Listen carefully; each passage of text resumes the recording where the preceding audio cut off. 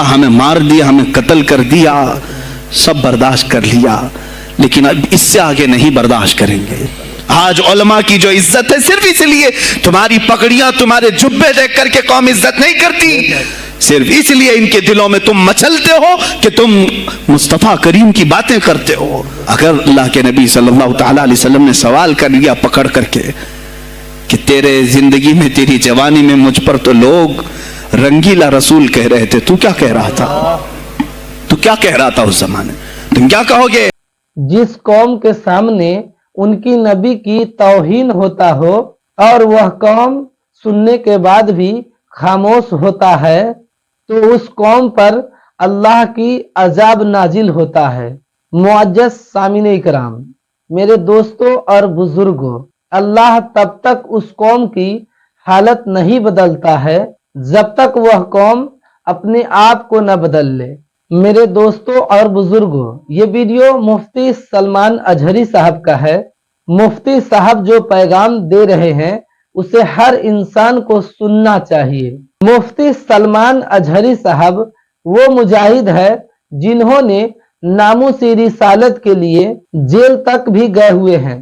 अल्लाह का करम हुआ, मुफ्ती सलमान अजहरी साहब अब जेल से बाहर है। हम सब दुआ करिए कि मुफ्ती सलमान अजहरी साहब को अल्लाह तबारक ताला सेहत और तंदुरुस्ती के साथ सलामत रखे। आज का वीडियो उन सब मुसलमानों के लिए है जो नामूसी रिसालत में गुस्ताखियां होती है मगर वो खामोश होकर बैठे रहते हैं। क्या ये खामोश होकर बैठना हम सब के लिए सही है?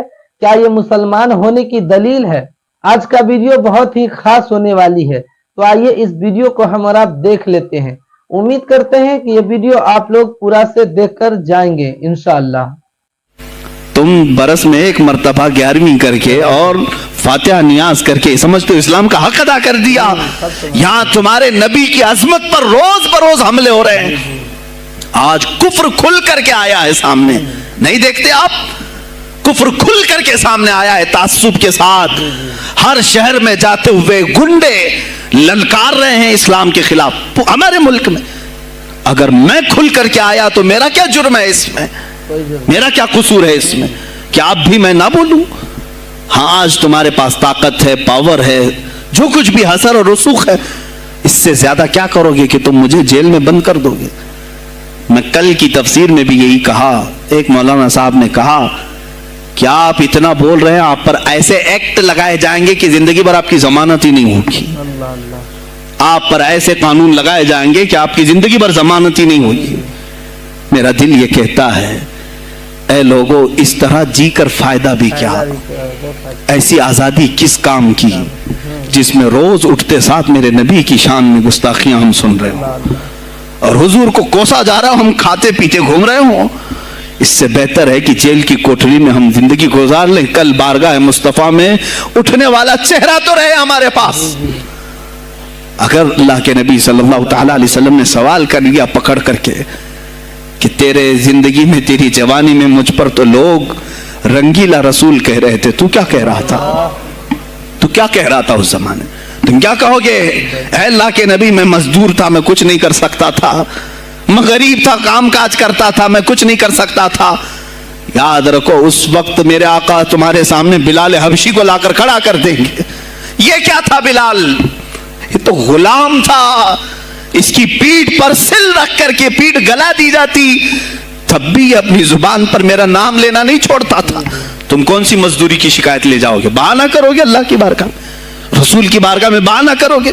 ऐ गिरोह उलमा, तुमको अल्लाह ने मिंबर दिए हैं खिताबत के लिए। अल्लाह ने अपने रसूल का मिंबर तुम्हें दिया है, इसलिए नहीं कि तुम हुकूमत की खुशामदी करो, तुम अपने वक्त के तागूती कुव्वतों की खुशामदी करो, इसलिए नहीं, बल्कि आज तुमसे कौम मुसाफा करके हाथ चूमती है सिर्फ इसलिए कि तुम्हारी जुबान पर नामे मुस्तफा है। आज उलमा की जो इज्जत है सिर्फ इसलिए तुम्हारी पगड़ियां, तुम्हारे जुब्बे देख करके कौम इज्जत नहीं करती, सिर्फ इसलिए इनके दिलों में तुम मचलते हो कि तुम मुस्तफा करीम की बातें करते हो। उलमा को जानना चाहिए कि तुम्हारी इज्जत नबी से वाबस्ता है। आबरूए माज़ा नामे मुस्तफास्त, हमारी आबरू, इकबाल ने कहा था, हमारी आबरू नामे मुस्तफा से वाबस्ता है। अगर उसी नाम को किसी ने छेड़ा तो फिर हमारा जी कर मतलब क्या है? ہم کس کام کے؟ میں ایک مثال سے سمجھاتا ہوں. مسجد ہے, دیوار کے پینٹ کو اگر کسی نے کھرچ لیا تو ہو سکتا ہے معاف کر دیں, ہم اس کو چھوڑ دیں. کسی نے لکیر نکال دی دیوار پر, ہم چھوڑ دیں اس کو. لیکن میاں وہ ہمارے سامنے آ کر پلر ہلانے لگ گیا اور مسجد کا یہ پلر توڑنے لگ گیا, خاموش بیٹھو گے؟ اور اگر تم خاموش بیٹھے تو اس کا انجام کیا ہوگا؟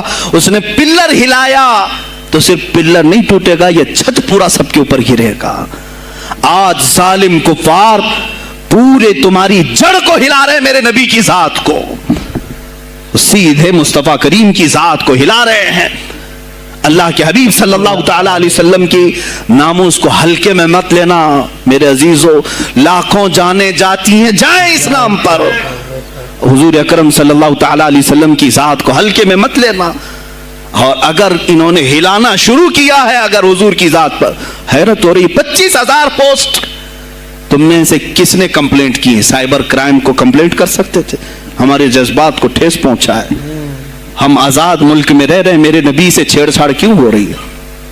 کسی نے آواز اٹھائی؟ کچھ ہیں اللہ ماشاءاللہ, کچھ علماء, کچھ وکلا اس کے پیچھے لگے ہوئے ہیں. لیکن میرے عزیزو, ہر مسلمان کا یہ حق ہے, تمہاری نسبت رسول پاک سے ہے.